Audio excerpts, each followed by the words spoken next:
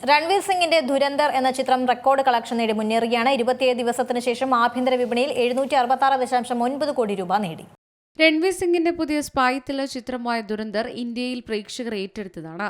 Box ഓഫീസിൽ ചിത്രം വമ്പൻ കുതിപ്പാണ് നേടുന്നത്. 27 ദിവസത്തിന് ശേഷം ആഭ്യന്തര വിപണിയിൽ 766.9 കോടി രൂപ ചിത്രം നേടി. മൂന്നാം ആഴ്ചയിൽ ചിത്രത്തിന്റെ വരുമാനത്തിൽ ഇടിവ് നേരിട്ടെങ്കിലും ആഭ്യന്തര വിപണിയിൽ ചിത്രം സ്ഥാനം നിലനിർത്തി. നിലവിൽ ധുരന്തർ, പഥാൻ, കാന്താര, ശ്രീ 2, ബാഹുബലി 2 എന്നിവയുടെ ആഗോള കളക്ഷനെ മറികടന്നതായിട്ടാണ് പുറത്തുവരുന്ന റിപ്പോർട്ടുകൾ. ആദിത്യ ധർ സംവിധാനം ചെയ്ത ധുരന്തർ ഡിസംബർ 5-നാണ് തിയേറ്ററുകളിലെത്തിയത്. പാകിസ്ഥാനിലെ ഓപ്പറേഷൻ ലിയാരിയും ഇന്ത്യൻ ഇന്റലിജൻസിന്റെ പങ്കാളിത്തവും സംബന്ധിച്ച സംഭവങ്ങളെയാണ് സിനിമയ്ക്ക് പ്രചോദനമായത്. രൺവീർ സിംഗിനൊപ്പം സഞ്ജയ് ദത്ത്, അക്ഷയ് ഖന്ന, ആർ മാധവൻ, അർജുൻ രാംപാൽ എന്നിവരും ചിത്രത്തിൽ പ്രധാന വേഷങ്ങളിലുണ്ട്.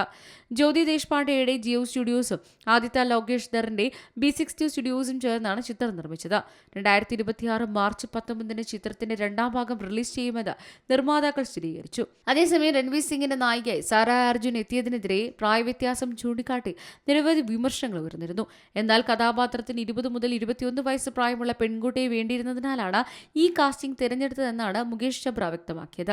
26 മുതൽ 27 വയസ്സ് പ്രായമുള്ള മികച്ച അഭിനേതാക്കൾ ഇല്ലാത്തതുകൊണ്ടല്ല ഈ പ്രായവ്യത്യാസം സിനിമയിൽ ആവശ്യമായിരുന്നു.